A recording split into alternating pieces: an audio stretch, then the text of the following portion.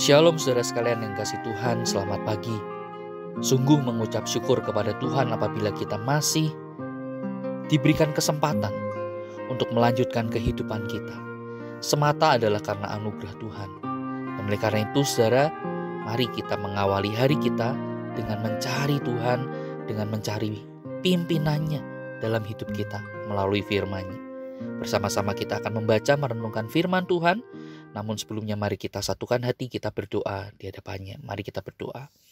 Bapa yang baik, kami mengucap syukur untuk segala kebaikan-Mu. Kasih-Mu tidak pernah berhenti menopang kami. Dan kami mengucap syukur apabila pada pagi ini kami boleh bangun, kami boleh diberikan kekuatan yang baru, kesehatan untuk kami boleh melanjutkan hidup kami. Semata adalah karena anugerah-Mu ya Tuhan.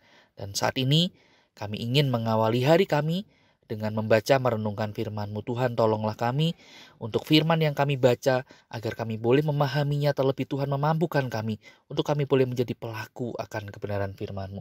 Kami berdoa, kami menyerahkan di dalam nama Tuhan Yesus. Amin.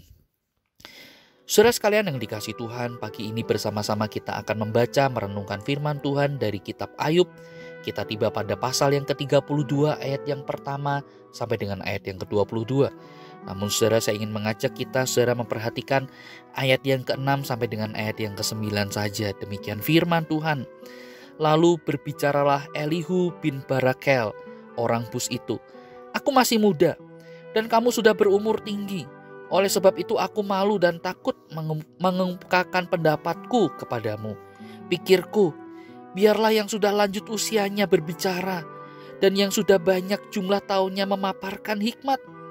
Tetapi roh yang di dalam manusia dan nafas yang maha kuasa, itulah yang memberi kepadanya pengertian. Bukan orang yang lanjut umurnya yang mempunyai hikmat, bukan orang yang sudah tua yang mengerti keadilan. Sampai di sini kita membaca firman Tuhan. Nah saudara sekalian kasih Tuhan, apa sih yang menjadi tanda dari seseorang ya yang boleh dikatakan orang itu sudah menjadi orang yang dewasa? Apa tanda kedewasaan itu? Nah saudara, dari segi hukum, indikatornya atau tandanya bisa juga dilihat dari sisi usia. Dikatakan usia 17 atau 18 tahun, pada umur-umur tersebut saudara dianggap seseorang itu sudah dewasa, sudah bisa bertanggung jawab atas perbuatannya sendiri, dan ia berhak untuk memilih apa yang menjadi keputusannya. Itu salah satunya dari sisi hukum dilihat dari usia. Tetapi ada pula yang mengatakan orang yang sudah dewasa itu adalah seorang yang sudah keluar dari rumah orang tuanya. Ia katakanlah sudah berkeluarga, yang memiliki keluarga sendiri. Sehingga dengan demikian itu tandanya, oh itu orang yang sudah jadi dewasa. Nah, kenapa saudara? Karena dianggap sudah bisa mandiri, tidak bergantung pada orang tua. Sekarang yang menjadi pertanyaannya, apa kata Alkitab tentang kedewasaan itu? Nah saudara, satu hal yang pasti, Alkitab tidak pernah mengaitkan usia dengan kedewasaan seseorang. Dalam teks kita pagi ini, kita akan menemukan sosok yang bernama Elihu, salah seorang dari sahabat Ayub yang menjenguk dan mengajak Ayub berbincang-bincang tentang apa yang ia alami.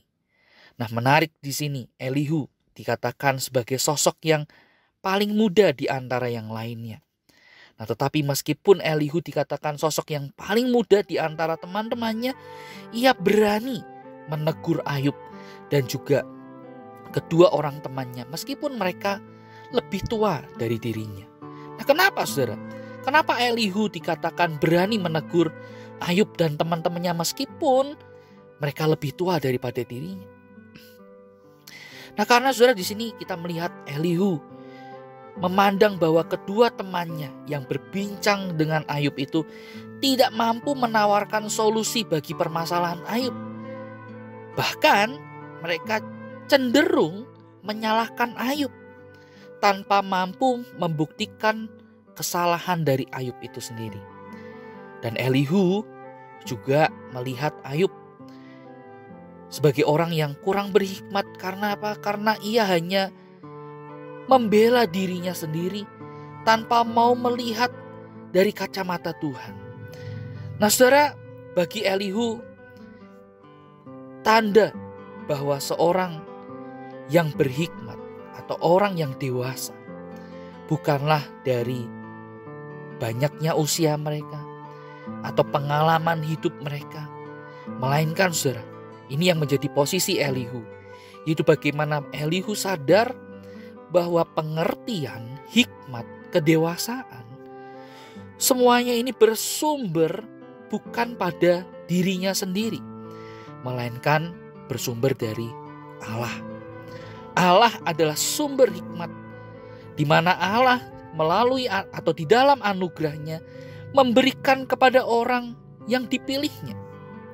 Oleh karena itu saudara, inilah yang juga menjadi perhatian kita sebagai anak Tuhan, yaitu bagaimana kita, yang pertama, kita perlu menyadari bahwa sumber hikmat yang sejati, yang utama dalam hidup ini adalah Allah.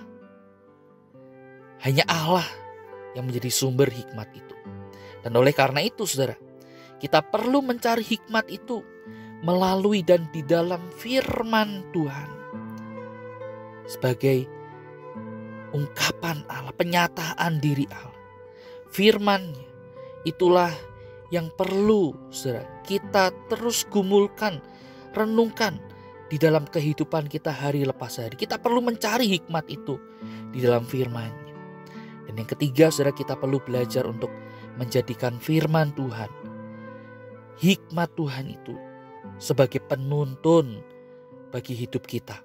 Di tengah berbagai macam persoalan, pergumulan yang kita hadapi, kita tidak kehilangan arah karena ada firman Tuhan yang menopang, yang menuntun kita. Di tengah segala keberhasilan, kesuksesan kita, kita juga tidak gelap mata, tidak kehilangan arah. Kenapa? Karena firman Tuhan yang menolong kita, memberikan kita pengertian apa yang seharusnya kita kejar, apa yang seharusnya menjadi prioritas dalam hidup kita. Saudara, dan inilah yang juga diyakini oleh Rasul Paulus. Ia juga mengingatkan kepada anak rohaninya yang bernama Timotius. Ia berkata dalam 2 Timotius ayat 3, pasal 3 ayat 15 sampai dengan ayat yang ke-17.